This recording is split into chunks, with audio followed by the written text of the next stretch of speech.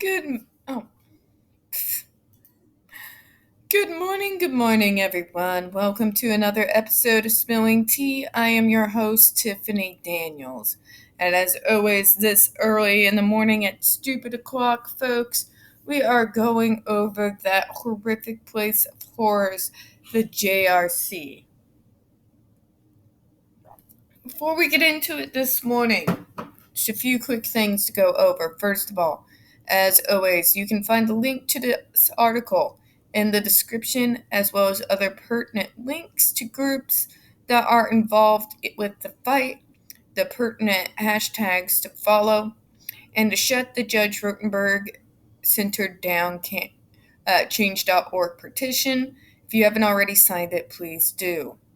Now, as always, trigger warning and warning for young children. When we are discussing the JRC, there will be vivid descriptions and sometimes clips of actual video footage of the abuse and torture of people with disabilities. If you have young children present, please use your headphones. Also, as stated, folks, it is stupid o'clock in the morning and I am suffering from a very heavy dose of autistic fog brain this morning. So, if I stumble over any words, or if I stumble over any sentences for that matter, or I mispronounce any words, I do ask that you forgive me in advance.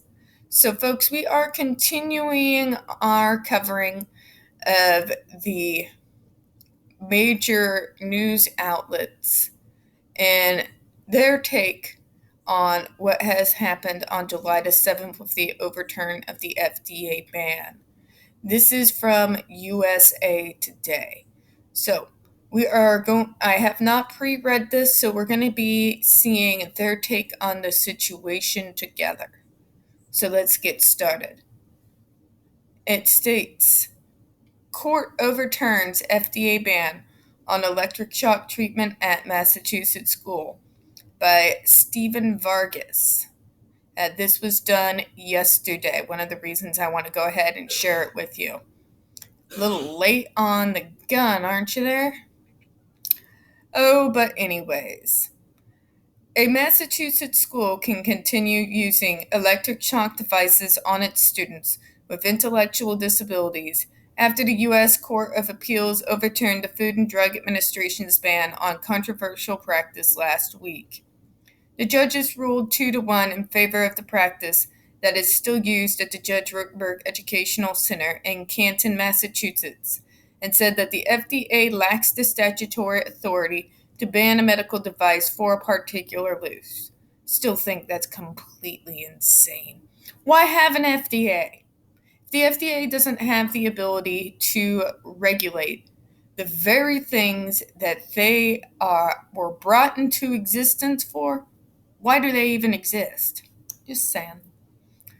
The center, which cares for children and adults with intellectual and developmental disabilities, seems to be the only institution that's been confirmed. USA Today is in the United States using shock therapy on its students to correct self-harming and aggressive behavior, according to the FDA. Now remember, folks, everybody in every mainstream article always seems to not do their due diligence. Remember, they use those shocks on those kids for blinking too much, standing up without permission, or talking excessively, or in one case for simply remove one's coat. But I digress. The center believed that the shocks would help modify the behavior of a student. Yeah, it's called PTSD and not wanting to get hit again, Karen. The FDA said that the electrical stimulation devices presented an unreasonable and substantial risk of illness or injury. Yes, because it does. Seriously?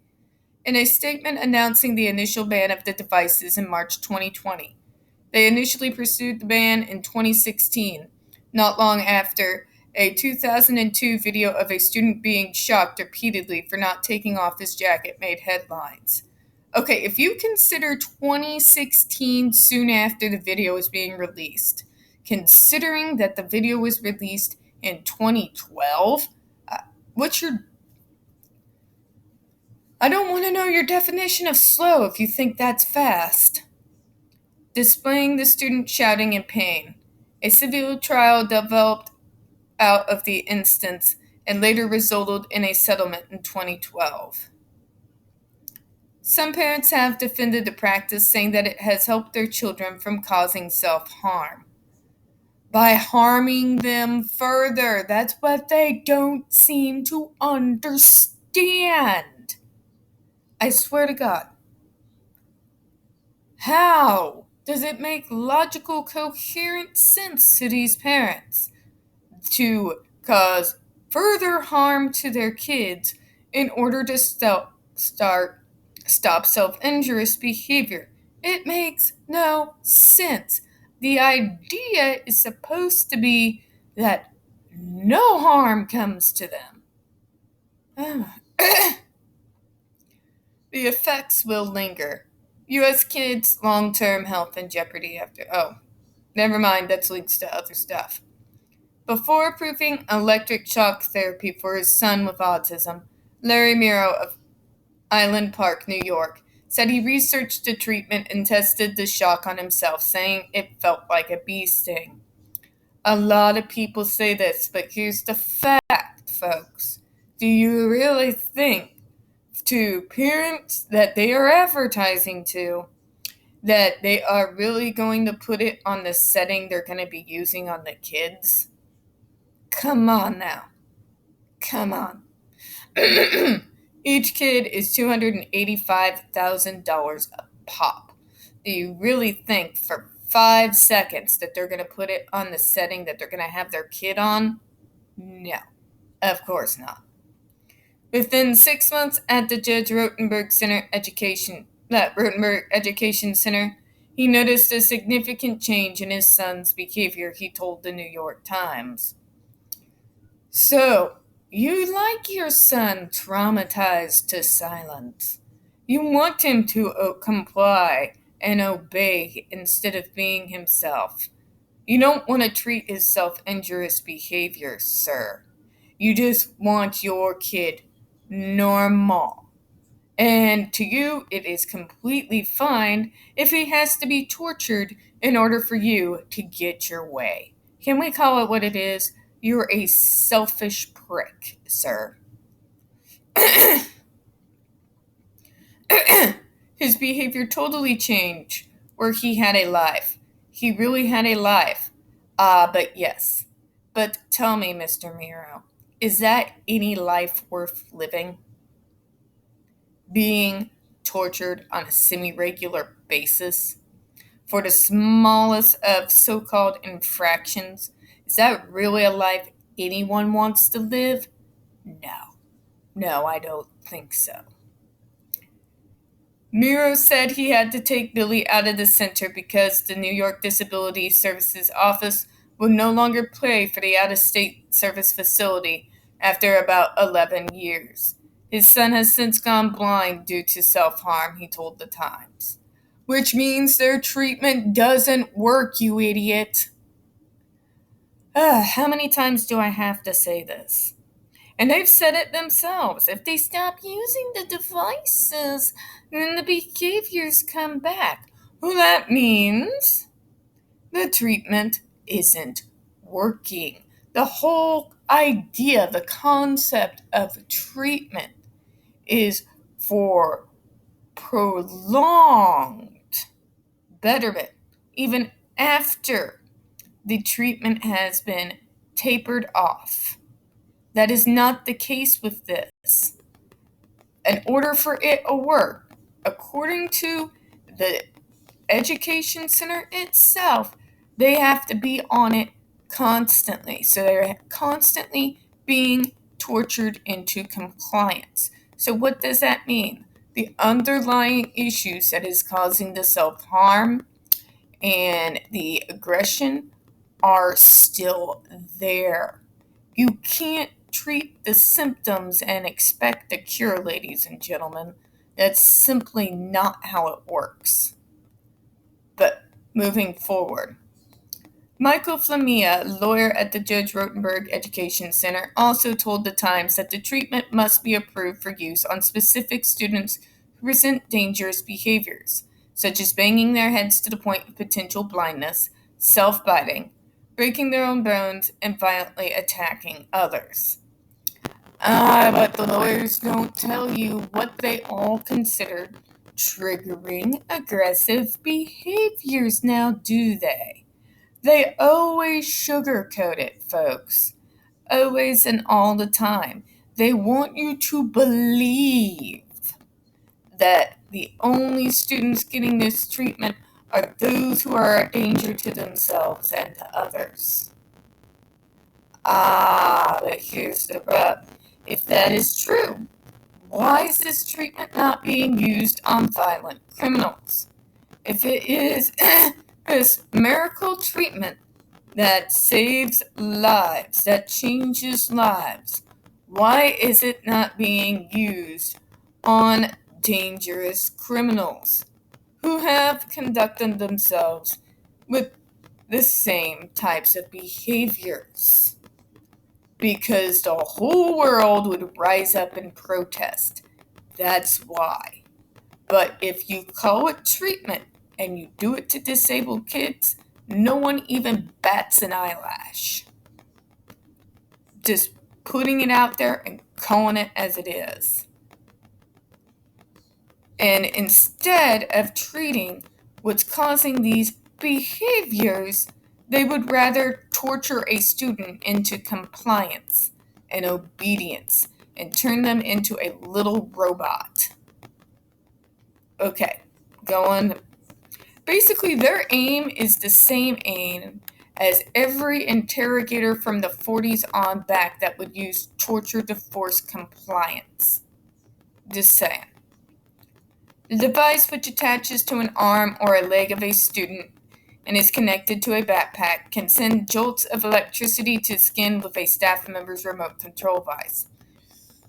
This person really didn't do their due diligence or homework at all. I swear to God, they're swallowing the propaganda hook, line, and sinker. First of all, Karen, they attached the electrodes to the inner arms, the most sensitive part of your freaking arm. The most sensitive parts in the backs of legs and on the torso. In one instance, we heard of these electrodes being attached to fingertips and the inner thighs of a young lady who now has no more sensation in those areas. But there's no side effects, right?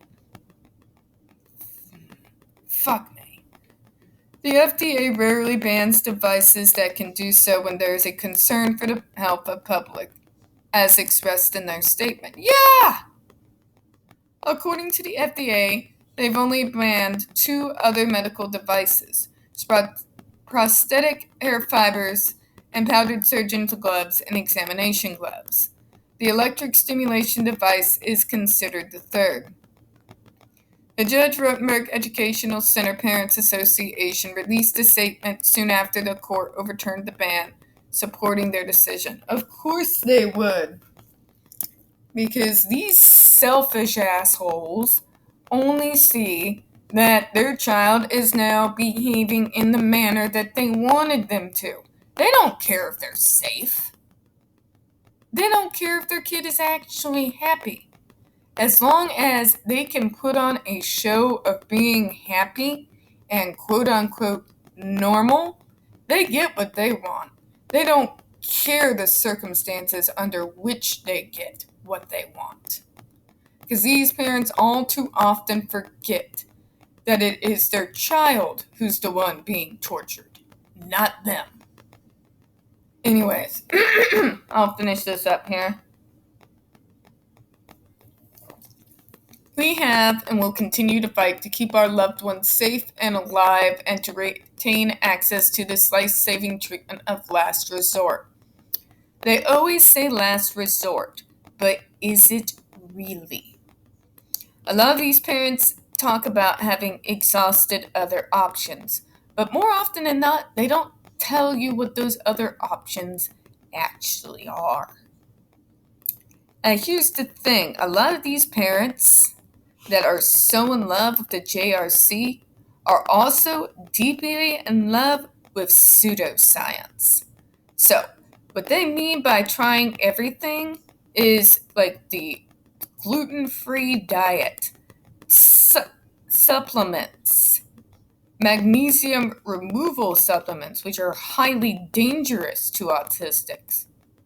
We're talking about people who've subjected their kids to all kinds of supplements and drugs, and they wonder why they are tearing their eyes out and why they're banging their heads into the table.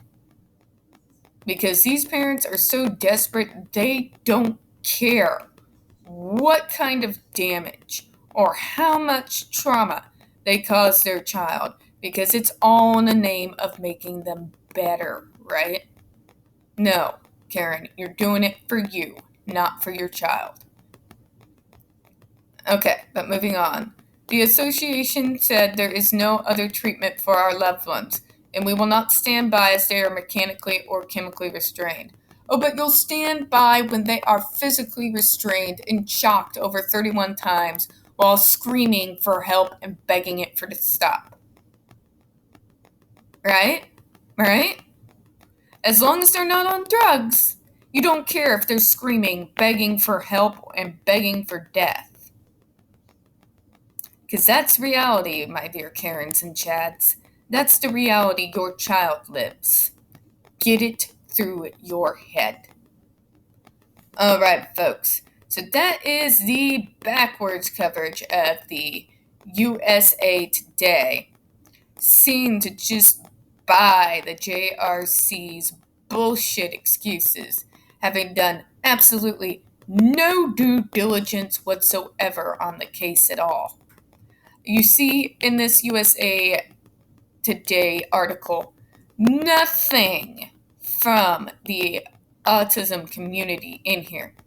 There is no comments from any of the leaders of the movement at all, point blank, period. And isn't that just the par for how they treat autistic people? That they didn't even deign to seek out the leaders in our community to get comments and what they think and feel about this decision. People like this, publications like this, it's almost like with these types of articles, they feel like we don't even deserve to have an opinion on a supposed treatment that is to be used on people like us. That is quite glaring to me. Sometimes in the articles, it's not what they say, it's all the things that they leave out and all the things that they don't say, the people that they don't talk to, that tell us all we need to know about whose side they're actually on and whether they actually give a damn that it is legal to torture children in the U.S. as long as they are children with a disability. Alright, folks, that is all I got for this morning. Now, as always, we don't get very many views on this channel. The few that we do tend to get removed time to time. So please, folks, don't forget to hit the like button, hit the comments, and don't forget to hit that subscribe button.